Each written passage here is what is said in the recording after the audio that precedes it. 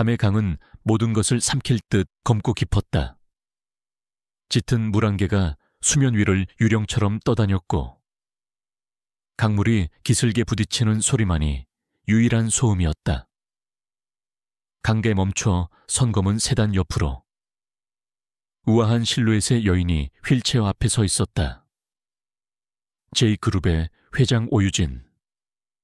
언론과 대중 앞에서 늘 자애로운 미소를 짓는 그녀의 얼굴에는 지금 얼음 같은 냉기만이 서려 있었다. 휠체어에 앉은 딸. 한설이는 가늘게 떨고 있었다. 19, 꽃 같은 나이였지만 몇 년 전의 사고로 두 다리의 자유를 잃은 후 그녀의 세상은 이 휠체어 안에 갇혀 있었다. 설이는 밤중에 갑자기 바람을 쐬러 가자는 엄마의 말에 아무런 의심도 하지 않았다. 그것이 자신을 향한 사형 선고일 줄은 꿈에도 몰랐다. 엄마, 추워요. 이제 그만 들어가요. 설이의 목소리에 오유진은 희미하게 웃었다. 그 미소에는 온기가 단 1도도 없었다. 설이야, 넌 늘 엄마의 짐이었어. 네? 네. 아빠가 죽고 네가 그렇게 된 후부터 내 인생은 지옥이었지. 하지만 이제 끝낼 때가 된 것 같구나.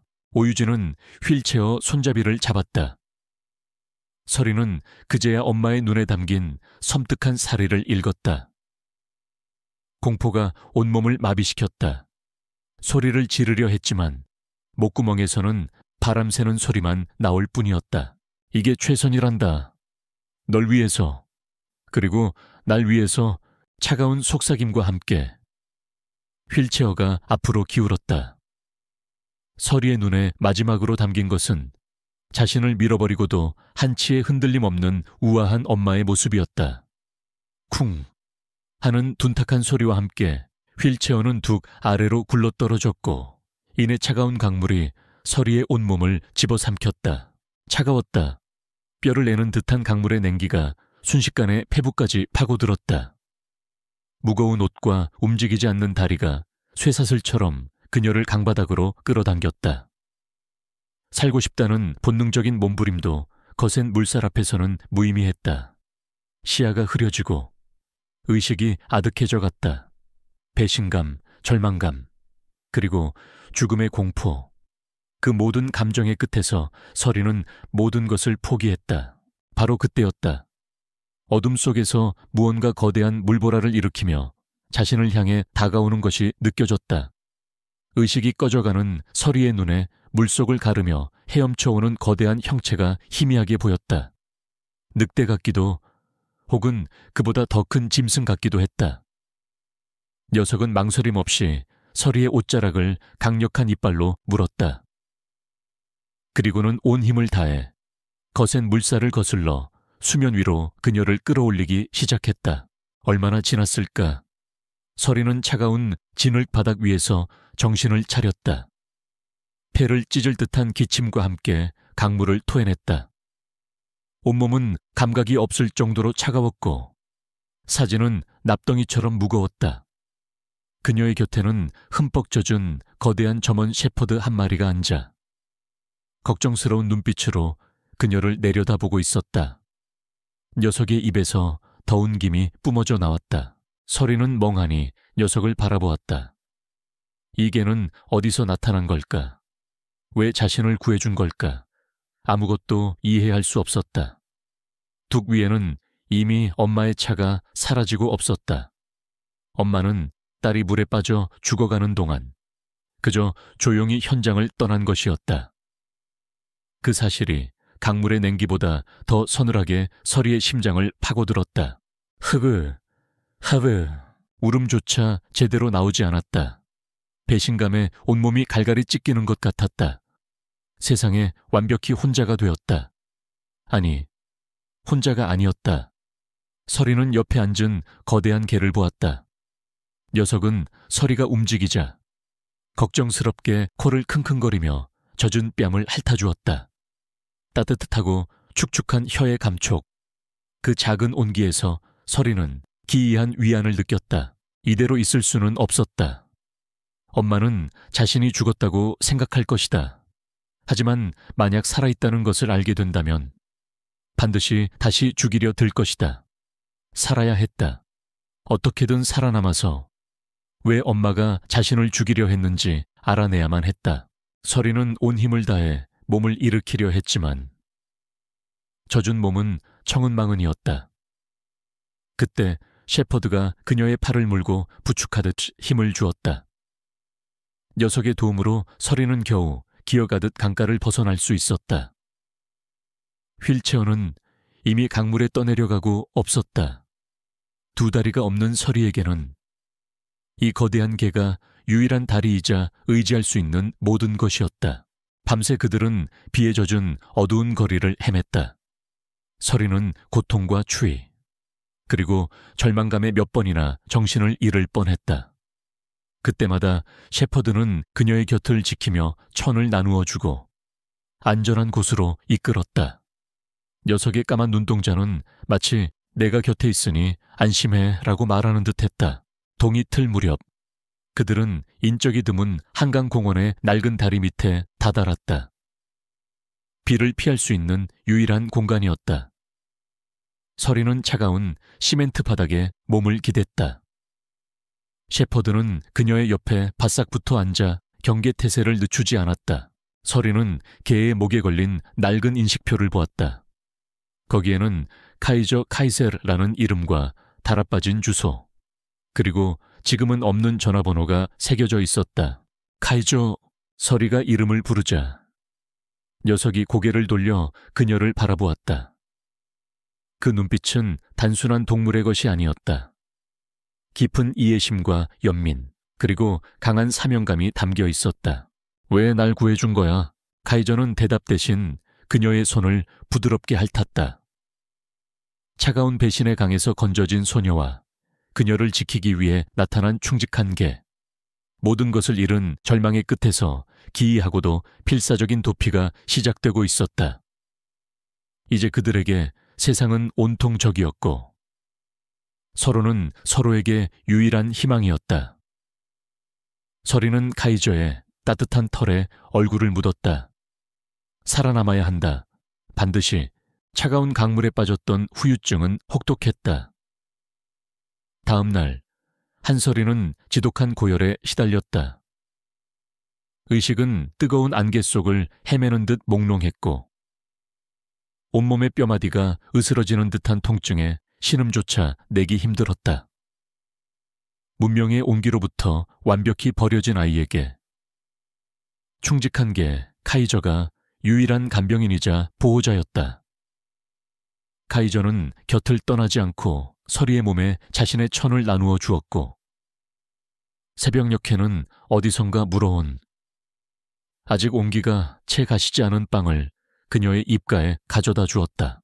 서리는 뜨거운 숨을 몰아쉬며 희미하게 눈을 떴다. 흐릿한 시야 속에서 자신을 걱정스럽게 내려다보는 카이저의 까만 눈동자와 마주쳤다. 그 순간 뇌리를 관통하는 섬광 같은 이미지들이 있었다. 끼익 고막을 찢는 듯한 타이어 마찰음, 이어지는 거대한 충격과 함께 산산조각 나는 유리창, 그리고 자신을 부르짖던 아빠의 절박한 목소리. 서리야, 그것은 몇 년 전 아빠를 앗아가고 자신의 두 다리를 앗아간 그날의 사고였다. 잊었다고 생각했던, 혹은 잊어야만 했던 기억의 파편들이었다. 서리는 고통스럽게 머리를 흔들었다. 하지만 기억은 집요하게 이어졌다. 사고 직전 운전석에 있던 아빠와 조수석에 앉아있던 자신의 모습, 그리고 바로 자신의 옆자리에 앉아있던 엄마. 오유진의 얼굴. 아니야, 그럴 리 없어. 엄마는 그날 차에 없었어. 사고 이후 주변의 모든 사람들이 그렇게 말했다. 엄마는 중요한 계약 때문에 다른 곳에 있었고 아빠와 자신이 단둘이 이동하다가 빗길에 미끄러져 사고를 당했다고. 그것이 서리가 지난 몇 년간 진실이라고 믿어온 공식적인 이야기였다. 하지만 열에 들뜬 뇌리가 끄집어낸 기억 속 엄마의 얼굴은 너무나도 생생했다. 공포에 질린 얼굴이 아니었다. 오히려 서늘할 정도로 침착하고 무언가 결심한 듯한 단호한 표정이었다. 서리가 끔찍한 기억의 파편과 사투를 벌이고 있을 때 그녀의 어머니는 대한민국 전체를 상대로 완벽한 연기를 펼치고 있었다. J그룹 본사에서 열린 긴급 기자회견장. 수백 개의 카메라 플래시가 터지는 가운데 오유진 회장은 고가의 검은색 상복을 입고 비통한 표정으로 연단에 섰다. 그녀의 목소리는 슬픔으로 가득 차 있었고 눈에는 금방이라도 흘러내릴 듯한 눈물이 맺혀 있었다. 제 딸, 서리는 아빠를 잃은 슬픔과 장애로 인한 고통 속에서 오랫동안 힘들어했습니다. 제가 좀 더 살폈어야 했는데, 좀 더 아이의 마음을 헤아렸어야 했는데 모든 것이 제 불찰입니다. 그녀는 손수건으로 눈가를 찍으며 말을 잇지 못했다. 완벽한 비련의 주인공이었다. 언론은 비극의 J그룹 총수. 딸마저 1호와 같은 자극적인 헤드라인을 쏟아내기 시작했고 대중은 그녀에게 동정의 시선을 보냈다. 장애를 가진 딸을 극진히 보살피던 자애로운 어머니라는 그녀의 이미지는 더욱 견고해졌다. 하지만 기자회견이 끝나고 저택의 서재로 돌아온 그녀의 얼굴에서는 슬픔의 그림자를 찾아볼 수 없었다. 가면을 벗어 던진 그녀의 눈빛은 뱀처럼 차가웠다. 그녀는 박 이사에게 전화를 걸었다. 그는 오랫동안 오유진의 손과 발이 되어 더러운 일들을 처리해온 충복이었다. 강간은 어떻게 됐어? 수색팀을 투입했지만 아직 시신을 찾지 못했습니다. 유속이 빨라 하류로 떠내려간 것 같습니다. 찾아, 무슨 수를 써서라도 시신을 찾아내 흔적도 없이 사라졌다는 보고는 받지 않겠어. 그리고 만에 하나, 아주 만에 하나 그 아이가 살아있다면 오유진의 목소리가 얼음처럼 차가워졌다. 조용히 처리해. 이번에는 실수가 없어야 할 거야. 실수, 그녀에게 있어 딸의 존재는 실수를 덮기 위해 또 다른 실수를 만들어야 하는 지긋지긋한 족쇄일 뿐이었다. 이틀 후 서리의 열은 기적적으로 내렸다. 카이저가 핥아준 샘물 덕분인지 혹은 살아야 한다는 강한 의지 덕분인지 모를 일이었다. 몸은 여전히 무거웠지만 정신은 그 어느 때보다도 맑았다. 그리고 맑아진 정신은 지난 며칠간의 일들과 과거의 기억들을 더욱 선명하게 대조시켰다. 엄마가 자신을 강물에 밀어 넣었다. 그리고 사고 당시 엄마는 차 안에 있었다. 두 개의 사실이 뇌리에서 충돌하며 끔찍한 가설을 만들어냈다. 어쩌면 아빠의 죽음도 내가 이렇게 된 것도 단순한 사고가 아니었을지도 모른다. 그 생각에 미치자 온몸의 피가 차갑게 식는 것 같았다. 지난 몇 년간 엄마가 보여주었던 과잉보호와 동정심 가득한 눈빛이 사실은 자신의 죄책감을 가리기 위한 위선적인 연기는 아니었을까.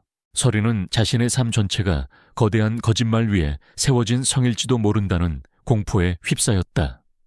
진실을 알아야 했다. 이 모든 비극이 어디서부터 시작되었는지 그 근원을 파헤쳐야만 했다. 그렇지 않으면 자신은 영원히 엄마의 그림자 아래서 도망치다 죽게 될 것이다. 서리는 카이저의 목에 걸린 낡은 인식표를 다시 만져보았다. 서울시 성북구 카이저 달아서 잘 보이지 않는 주소. 이것이 유일한 단서였다. 어쩌면 그곳에 가면 카이저의 주인을 만날 수 있을지도 모른다. 카이저가 왜 자신을 구해줬는지 그 이유를 알 수 있을지도 모른다. 그것은 막연한 희망이었지만 지금 서리에게는 붙잡을 것이 그거밖에 없었다. 그녀의 여정은 이제 단순한 도피가 아니었다. 잃어버린 진실을 향한 위험한 추적이 시작되고 있었다. 서리는 비틀거리며 일어섰다. 카이저는 그런 그녀를 말없이 바라보다가 앞장서서 걷기 시작했다. 마치 그녀가 가야 할 길을 이미 알고 있다는 듯이. 서울이라는 거대한 정글 속에서 휠체어를 잃은 장애인 소녀와 개 한 마리의 도피는 처절했다. 한서리는 다리를 저는 대신 카이저의 단단한 몸의 의지에 걸음을 옮겼다. 한 걸음, 또 한 걸음 내디딜 때마다 부서진 뼈 조각이 신경을 찌르는 듯한 고통이 밀려왔지만 아이는 이를 악물었다. 죽음의 문턱에서 돌아온 아이에게 육체적 고통 따위는 아무것도 아니었다. 카이저의 지능은 경이로웠다. 녀석은 CCTV를 피하다가 뒷골목으로만 서리를 이끌었고 허기진 아이를 위해 식당 뒤편 쓰레기통에서 아직 먹을 만한 음식을 찾아내 물어다 주었다. 행인들의 동정심을 자아내는 법도 알았다. 사람이 지나갈 때면 일부러 가장 불쌍한 표정을 지으며 서리의 곁에 웅크렸고 그 덕에 그들은 며칠을 버틸 빵과 우유를 얻을 수 있었다. 서리는 점차 깨닫고 있었다. 카이저는 그저 길을 아는 것이 아니었다. 녀석은 명확한 목적지를 향해 가고 있었다. 서울의 복잡한 지리를 꿰뚫고 있는 것처럼. 특정 교차로에서는 신호가 바뀔 때까지 끈질기게 기다렸고 갈림길에서는 망설임 없이 한쪽 방향으로 서리를 이끌었다. 서리는 모든 것을 카이저에게 맡기기로 했다. 이 충직한 수호자에게는 자신을 이곳으로 이끈 분명한 이유가 있을 터였다. 며칠간의 고된 여정 끝에 그들은 서울의 번화함이 희미해지는 낡은 변두리 동네에 도착했다. 카이저는 마침내 잡초가 무성하게 자란 낡은 목조 주택 앞에서 걸음을 멈췄다. 녀석은 문 앞에서 낑낑거리며 불안하게 서성이다가 앞발로 문을 긁기 시작했다. 서리는 그 집을 알아보았다. 아주 어렸을 때 아빠와 함께 몇 번 와본 기억이 있었다. 늘 따뜻한 미소로 사탕을 쥐어주시던 정원사 최 영감님의 집이었다. 그는 J그룹의 저택을 오랫동안 관리해 온 분이었다. 몇 년 전 갑자기 고향으로 내려간다며 소리 소문 없이 사라졌다고 들었다. 서리가 문을 어떻게 열어야 할지 막막해하고 있을 때였다. 등 뒤에서 낯선 남자의 목소리가 들려왔다. 거기서 뭐 하는 거지? 날카롭고 경계심 가득한 목소리였다. 서리가 화들짝 놀라 돌아보자 그곳에는 며칠은 입은 듯한 낡은 잠바 차림의 남자가 서 있었다. 세상사에 지친 듯한 시니컬한 표정. 하지만 매처럼 날카로운 눈빛을 가진 남자. 사설탐정 강태우였다. 강태우는 며칠째 초에 영감의 행적을 추적하고 있었다. 그는 초에 영감의 실종이 5년 전 한설이의 아버지 한 회장 사망 사건과 관련이 있다고 굳게 믿고 있었다. 초의 영감이 사라지기 직전 그가 과거 J그룹과 연관된 조폭의 밑에서 일하던 심부름꾼과 접촉했다는 사실을 알아냈기 때문이었다. 그리고 오늘 그 심부름꾼의 뒤를 밟아 마침내 이곳까지 오게 된 것이었다. 그런데 이 버려진 집 앞에 웬 남루한 차림의 소녀와 거대한 개가 나타난 것이다. 너 누구야? 여기서 뭐 해? 태우가 다그치듯 묻자 카이저가 즉각적으로 서리의 앞을 가로막으며 낮은 경고음과 함께 이빨을 드러냈다. 평범한 길들여진 개의 반응이 아니었다. 주인을 지키기 위해 목숨을 걸 준비가 된 훈련된 경호견의 자세였다.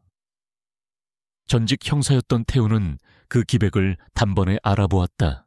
그의 시선이 소녀에게로 향했다.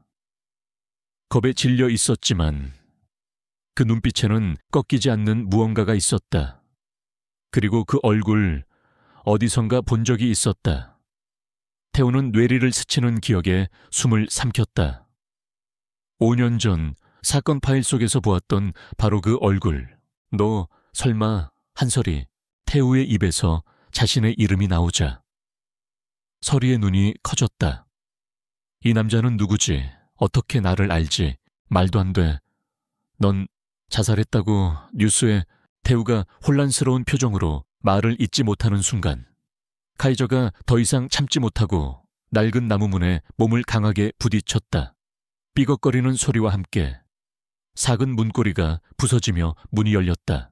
집 안은 온통 먼지투성이었다. 모든 살림살이는 그대로 있었지만 시간은 멈춰 있었다. 카이저는 망설임 없이 안으로 들어가 낡은 침대 밑으로 기어 들어갔다. 그리고는 한쪽 바닥을 미친 듯이 긁기 시작했다. 서리는 직감했다. 저곳에 무언가 있다. 서리가 힘겹게 다가가자 태우도 마지못해 뒤따랐다. 카이저가 긁어낸 곳에 낡은 마룻바닥은 미세하게 틈이 벌어져 있었다. 태우가 자신의 다용도 칼을 꺼내 틈새에 넣고 힘을 주자 마룻바닥 한 칸이 뜯겨져 나갔다. 그 아래 어둠 속에서 차갑게 빛나는 작은 소의 상자가 모습을 드러냈다. 자물쇠로 단단히 잠겨 있었다. 최 영감님이 사라지기 전 자신의 목숨보다 소중한 무언가를 이곳에 숨겨둔 것이 틀림없었다. 서리는 소의 상자를 보았다. 그리고 자신을 의심과 연민이 뒤섞인 눈으로 바라보는 낯선 남자 강태우를 보았다. 마지막으로 자신을 이곳까지 이끈 충직한 기사 카이저를 보았다. 흩어져 있던 모든 비극의 조각들이 이 먼지 쌓인 낡은 집 안에서 마침내 하나의 교차점을 찾고 있었다. 엄마의 배신, 아빠의 죽음, 정원사의 실종, 그리고 자신의 존재 이유까지. 그 모든 대답이 이 작은 상자 안에서 자신을 기다리고 있는 것만 같았다. 강태우의 사무실은 그가 살아온 인생처럼 어수선하고 고독했다. 하지만 며칠간 길 위를 떠돌던 한설이에게는 궁궐보다 더 안전한 피난처였다. 태우는 툴툴거리면서도 편의점에서 사온 죽과 약을 아이 앞에 놓아주었다. 서리는 경계를 풀지 않으면서도 묵묵히 자신을 챙겨주는 그의 모습에서 아주 희미한 온기를 느꼈다. 카이저는 그런 둘 사이를 지키듯 조용히 엎드려 있었다. 자, 이제 말해봐. 대체 무슨 일이야? 뉴스에서는 네가 죽었다고 나오는데 태우는 낡은 소의 상자를 책상 위에 올려놓으며 물었다. 서리는 잠시 망설였다. 하지만 자신을 이곳까지 이끈 카이저와 왠지 모를 신뢰감을 주는 이 남자를 믿어보기로 했다. 아이는 강가에서 있었던 일부터 희미하게 떠오르는 과거의 기억까지 모든 것을 털어놓았다. 이야기를 듣는 내내 태우의 표정은 굳어갔다. J그룹 오유진 회장, 그녀의 우아한 가면 뒤에 그런 추악한 얼굴이 숨어있을 줄은 상상도 못했다. 이제 모든 시선은 소의 상자로 향했다. 태우는 공구함에서 절단기를 꺼내 낡은 자물쇠를 잘라냈다. 철컥하는 소리와 함께 수년간 봉인되어 있던 진실의 문이 열렸다. 상자 안에는 돈이나 보석이 아닌 낡고 두꺼운 일기장 한 권과 작은 열쇠 하나가 들어있었다. 표지에는 최만식이라는 이름이 정자로 쓰여 있었다. 정원사 최영감의 이름이었다. 태우가 일기장의 첫 장을 넘겼다. 투박하지만 정직한 글씨체가 그들의 눈에 들어오기 시작했다. 알츠쿱 엑삭슨년 액슈얼 실. 날씨 맑음. 오늘 한정우 회장님께서 새로 들인 점원 셰퍼드를 내게 맡기셨다. 이름을 카이저라 지어주셨다. 황제라니 과분한 이름이다. 회장님은 참 좋은 분이다. 나 같은 늙은이에게도 늘 존대를 해주신다. 어린 서리 아가씨는 카이저를 무척 따른다. 두 분이 웃는 모습을 보면 내 마음도 따뜻해진다. 이 댁에서 뼈를 묻고 싶다. 일기는 초에 영감의 소소한 일상과 한 회장 부부에 대한 존경심으로 채워져 있었다. 하지만 페이지가 넘어갈수록 불안의 그림자가 드리워지기 시작했다. 19XX 액슈얼 엑실, 날씨 흐림. 사모님 오유진의 행동이 이상하다.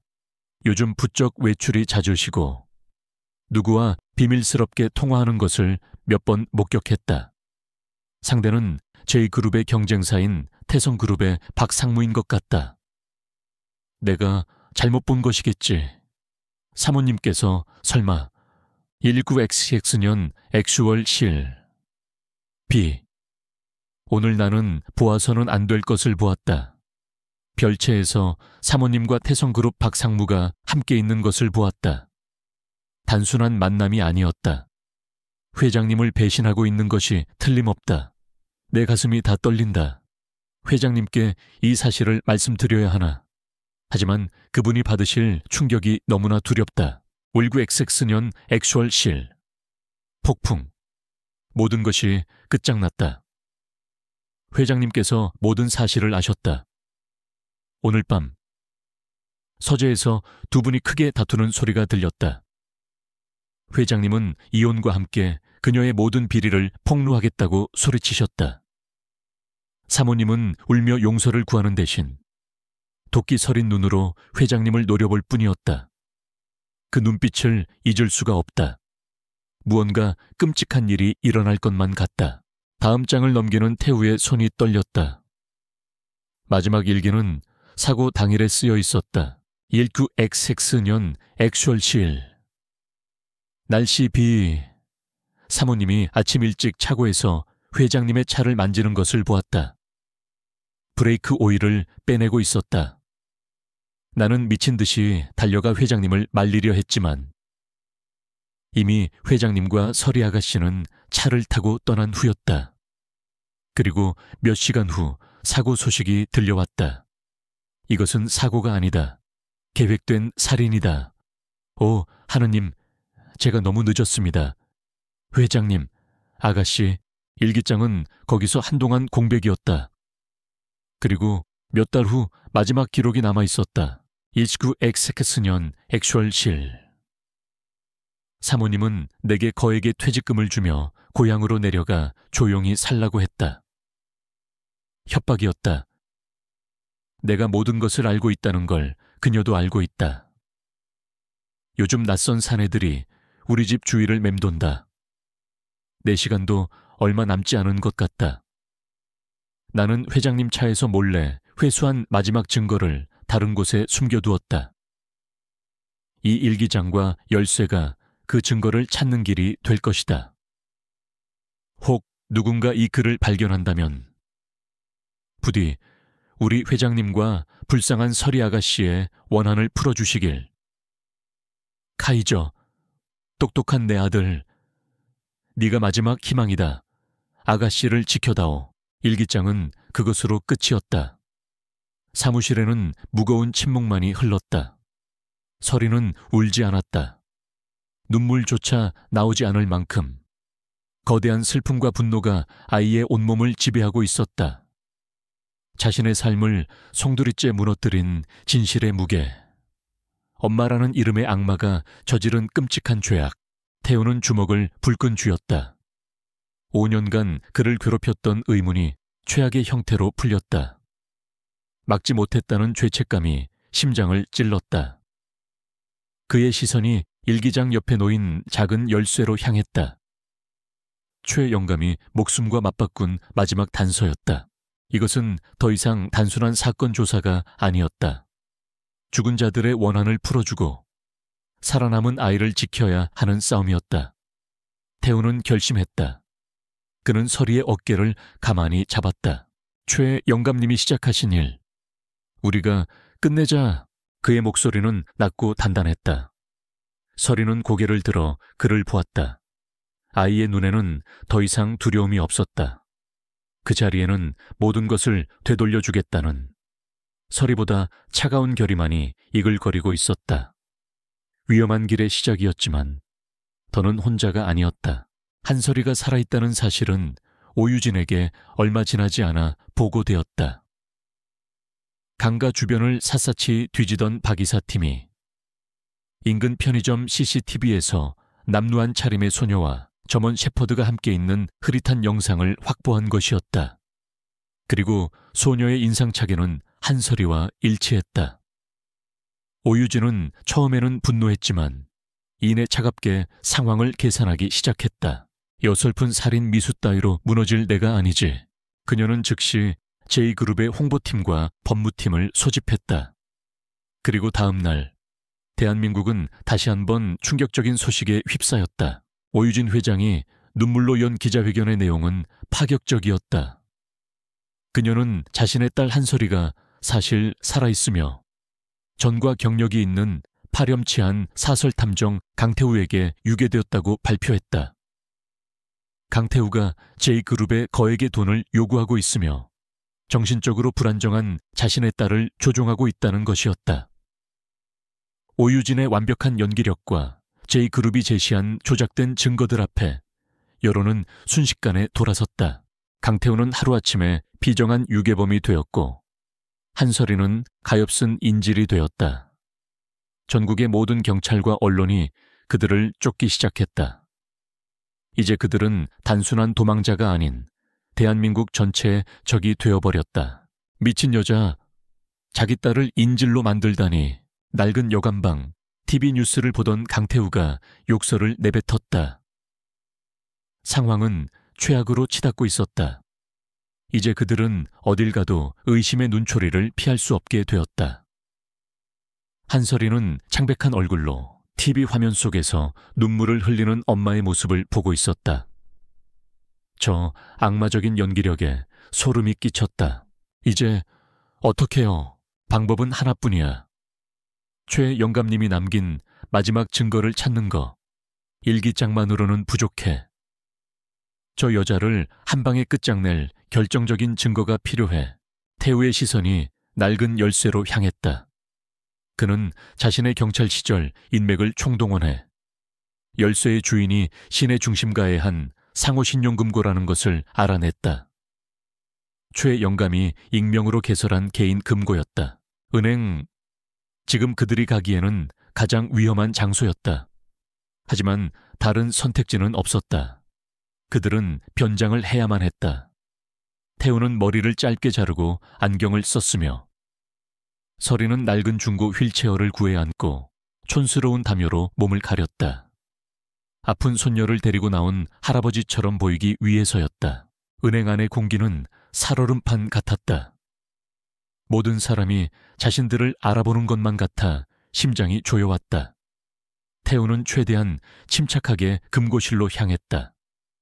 다행히 금고 직원은 그들을 알아보지 못했다.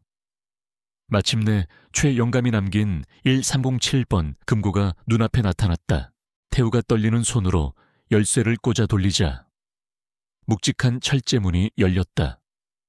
금고 안에는 낡은 봉투 하나만이 덩그러니 놓여 있었다. 봉투 안에는 사고 당시의 충격으로 한쪽이 깨진 작은 SD카드가 들어있었다.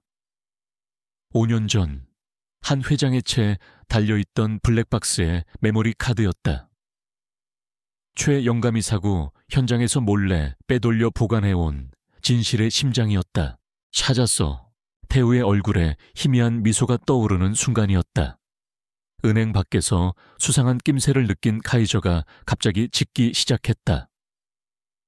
동시에 은행 창밖으로 검은 정장의 사내들이 건물을 포위하는 모습이 보였다. 오유진의 손길이 이미 이곳까지 뻗친 것이었다. 젠장 이쪽이야. 태우는 서리가 탄 휠체어를 밀며 비상구로 내달렸다.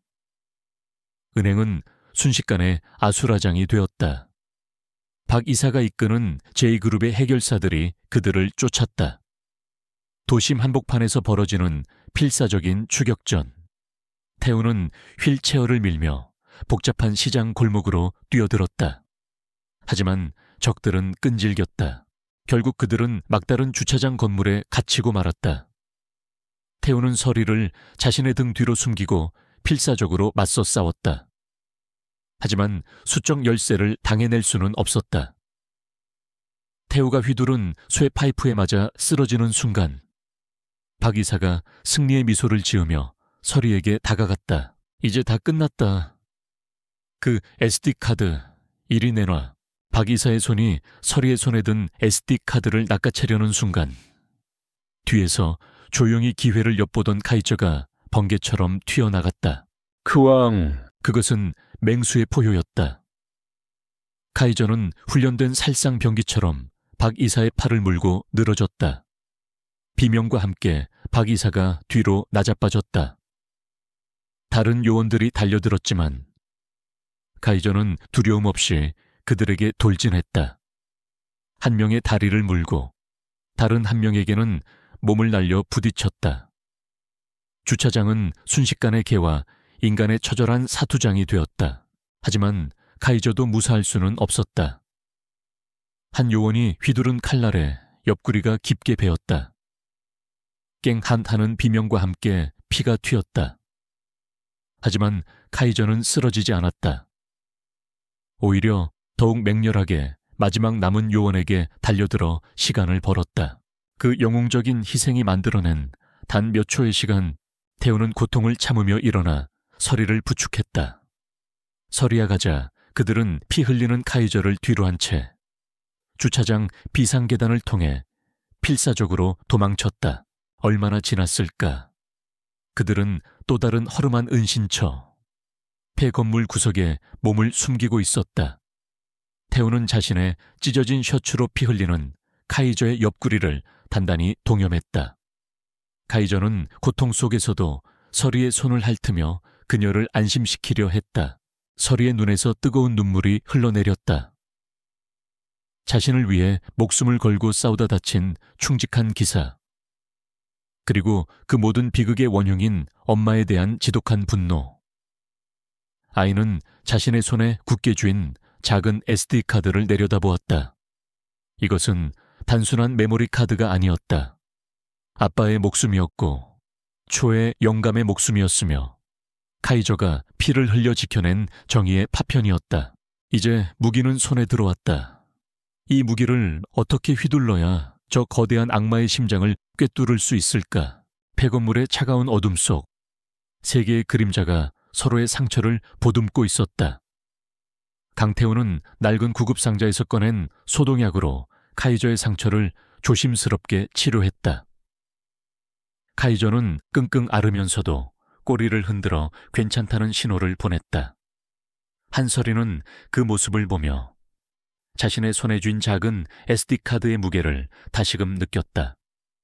이것은 희망이자 동시에 자신들을 겨누는 시한폭탄이었다.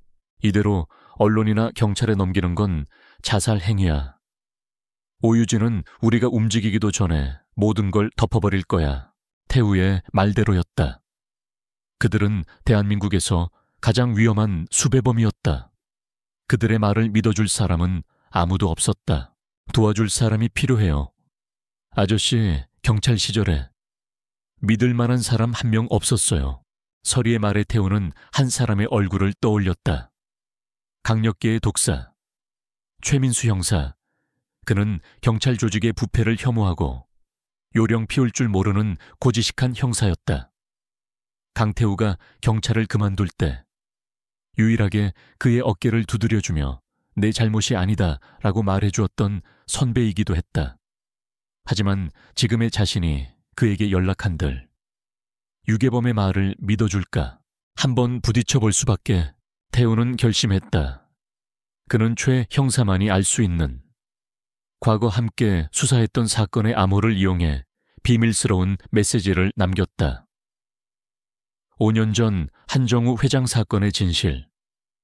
오늘 밤 12시 한강 철교 아래 태우가 동맹을 찾아 나선 사이 서리는 작전의 밑그림을 그리고 있었다. 아이는 더 이상 도망치고 우는 피해자가 아니었다. 엄마의 성격을, 그녀의 가장 큰 약점을 누구보다 잘 알고 있는 전략가였다. 오유진의 약점은 바로 그녀의 이미지, 즉 위선이었다. 우리는 엄마가 가장 빛나는 순간에 가장 깊은 어둠을 터뜨려야 해요. 서리가 가리킨 곳은 인터넷 뉴스에 대서특필된 한정우 추모 재단 자선 갈라 행사였다. 남편을 잃은 비련의 아내이자 사회에 헌신하는 자애로운 기업가 오유진을 위한 완벽한 무대. 행사는 TV로 생중계될 예정이었고 대한민국의 모든 정재계 거물들이 참석할 터였다. 그곳이야말로 심판의 장소로 가장 완벽했다. 그들의 계획은 치밀했다. 첫째, 완전한 영상을 공개하지 않는다. 대신 사고 당시에 처절한 음성 아빠가 엄마의 이름을 부르짖는 소리, 차체가 부서지는 굉음을 노이즈처럼 편집한 10초짜리 파일을 만든다. 둘째, 이 파일을 익명의 이메일로 오유진과 최민수 형사가 신뢰하는 단 한 명의 기자에게 동시에 보낸다. 메시지는 단 한 줄. 진실은 한정우 추모갈래에서 밝혀진다. 이것은 오유진을 극도의 공황 상태로 몰아넣어 행사장의 보안을 강화하고 모든 위협을 그곳에서 통제하려 들게 만들 것이다. 동시에 최 형사와 기자가 만반의 준비를 갖추고 현장에 잠입할 명분을 줄 터였다. 마지막 순간 갈라 행사장 메인 스크린을 해킹해 블랙박스 원본 영상을 송출하는 것이 최종 목표였다. 그날 밤 강태우는 약속 장소인 한강 철교 아래로 향했다. 어둠 속에서 나타난 최민수 형사의 눈빛은 날카로웠다. 강태우, 이게 무슨 짓이야. 전국에 내 얼굴이 깔렸어. 선배, 저 유괴범 아닙니다. 이건 거대한 살인 사건입니다. 태우는 더 말하지 않고 최 영감의 일기장 한 페이지를 찍은 사진을 보여주었다. 오유진이 남편의 차를 손보는 것을 목격했다는 바로 그 부분이었다. 최민수의 눈빛이 흔들렸다. 그는 5년 전 너무나도 쉽게 종결된 그 사건에 대해 늘 찝찝함을 느끼고 있었다. 나에게 뭘 원하나? 갈라 행사 당일 선배님의 팀이 필요합니다. 그리고 이 영상을 세상에 터뜨려줄 믿을 만한 기자 한 명만 연결해 주십시오. 최민수는 한참 동안 침묵하다. 무겁게 고개를 끄덕였다. 알겠다. 하지만 명심해라. 네 말이 거짓이면 내 손으로 널 집어넣을 거다. 굳건한 동맹이 맺어졌다. 작전 개시를 앞둔 마지막 밤은 폭풍 전야처럼 고요했다. 그들은 또 다른 은신처에서 마지막 준비를 하고 있었다. 서리는 상처가 제법 아문 카이저를 끌어안았다. 카이저, 고마워. 이게 마지막 싸움이 될 거야. 카이저는 대답 대신 서리의 뺨을 핥았다. 그 온기가 아이에게는 천군만마와도 같았다. 태우는 서리에게 다가와 어깨를 두드렸다. 넌 네 아버지를 꼭 닮았구나. 아주 강한 아이야. 두 사람 사이에는 어느새 끈끈한 동지애가 자리 잡고 있었다. 마침내 익명의 이메일이 발송되었다. 몇 시간 후 뉴스에는 한정우 추모 갈라, 정체불명의 테러 위협으로 보안 대폭 강화라는 기사가 뜨기 시작했다. 오유진이 미끼를 문 것이었다. 결전의 밤이 밝았다. 화려한 조명이 빛나는 갈라 행사장 근처. 낡은 밴 안에서 3명의 전사가 숨을 죽이고 있었다. 태우는 귀에 꽂은 무선 이어폰을 통해 현장에 잠입한 최 형사팀과 교신하고 있었다. 카이저는 서리의 발치에 조용히 엎드려 있었다. 그리고 서리는 진실이 담긴 노트북을 끌어안은 채 방송 시스템을 해킹할 화면을 띄워놓고 있었다. 그녀의 손가락은 모든 것을 끝장낼 단 하나의 키 위에 놓여 있었다. 화면 속 우아한 드레스를 입은 오유진이 연단에 올라 슬픈 표정으로 연설을 시작하고 있었다. 이제 곧 가장 찬란한 무대는 가장 끔찍한 심판의 장으로 변할 터였다. 화려한 샹들리에가 밤을 대낮처럼 밝히는 갈라 행사장. 대한민국의 네로라 하는 정재계 인사들이 모여 샴페인 잔을 부딪히고 있었다. 그들의 위선적인 웃음과 찬사 한가운데 무대 위에는 J그룹의 회장 오유진이 서 있었다. 그녀는 남편을 기리는 추모사를 읽으며 금방이라도 부서질 듯 연약하고 슬픈 목소리로 연기하고 있었다. 하늘에 있는 제 남편, 그리고 먼저 떠난 제 딸 서리가 이 모습을 본다면 분명 기뻐할 거라 믿습니다. 그녀가 손수건으로 눈물을 훔치는 연기의 절정. 밴 안에 있던 한서리는 노트북 화면 속 엄마의 모습을 차갑게 응시했다.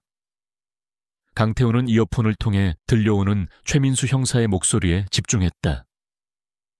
팀원 배치 완료. 언제든 진입 가능하다. 모든 준비는 끝났다. 서리는 자신의 아버지와 최 영감과 그리고 상처를 입고도 곁을 지키는 카이저를 떠올렸다. 아이는 마침내 모든 것을 끝낼 키를 눌렀다. 아빠를 위해서. 그 순간 갈라 행사장 무대 뒤편의 거대한 스크린이 깜빡였다. 슬픔에 잠긴 오유진의 얼굴 대신 지지직거리는 노이즈와 함께 낡은 블랙박스 영상이 나타났다. 5년 전, 그날의 비극이 담긴 영상이었다. 유진 씨, 지금 뭐 하는 짓이야 안 돼. 남편 한정우의 절박한 비명. 모든 건 당신이 자초한 거야. 감히 나를 버리려고 해. 오유진의 얼음처럼 차가운 목소리.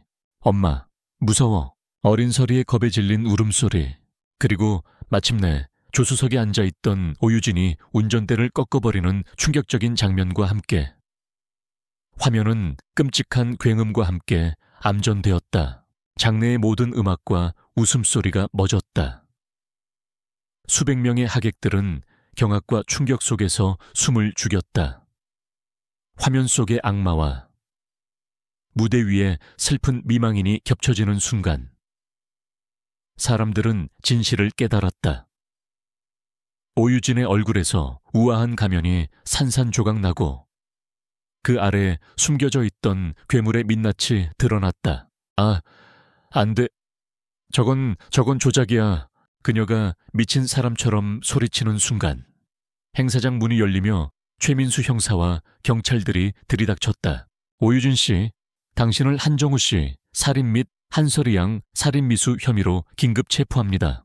한때 그녀를 향해 터지던 찬사의 플래시는 이제 수갑을 찬 그녀의 초라한 모습을 담기 위해 터져나왔다. 가장 화려한 무대 위에서 가장 처참한 방식으로 그녀의 제국은 막을 내렸다. 에필로그. 몇 달 후 세상은 안정을 되찾았다. 오유진은 무기징역을 선고받았고 그녀의 죄악 위에 세워졌던 J그룹은 전문 경영인 체제로 전환되며 대대적인 개혁을 맞았다. 한적한 재활병원. 한설이는 땀 흘리며 재활에 매달리고 있었다. 강태우와 건강을 완전히 회복한 카이저가 그녀의 곁을 지켰다. 그리고 마침내 설이는 자신의 두 다리로 아주 느리지만 분명하게 첫걸음을 내디뎠다. 휠체어라는 감옥에서 벗어나는 영혼의 해방과도 같은 순간이었다. 1년 후 설이는 한정우 추모재단의 새로운 주인이 되었다. 그녀는 엄마의 위선을 위한 도구였던 재단을 아빠의 뜻에 따라 정말로 사회적 약자와 범죄 피해자들을 돕는 기관으로 탈바꿈시켰다. 아이는 더 이상 과거의 상처에 갇혀 살지 않았다. 아픔을 이해하기에 다른 이의 아픔을 보듬을 줄 아는 강인하고 따뜻한 사람으로 성장했다. 어느 맑은 아침 설이는 강태우 그리고 카이저와 함께 공원을 산책하고 있었다. 그녀는 이제 누구의 도움도 없이 자신의 힘으로 온전히 걷고 있었다. 그녀의 얼굴에는 평온한 미소가 감돌았다. 밤새 내렸던 차가운 서리 휴양과 아침 햇살에 녹아내리듯 그녀의 길고 추웠던 겨울도 마침내 끝이 나고 있었다. 서리는 걸음을 멈추고 몸을 숙여 카이저를 끌어안았다. 충직한 기사는 주인의 뺨을 부드럽게 핥았다. 차가운 서리가 마침내 따뜻한 새벽을 만났다. 이제 그녀 앞에는 상처가 아닌 희망으로 가득한 새로운 내일이 펼쳐져 있을 터였다.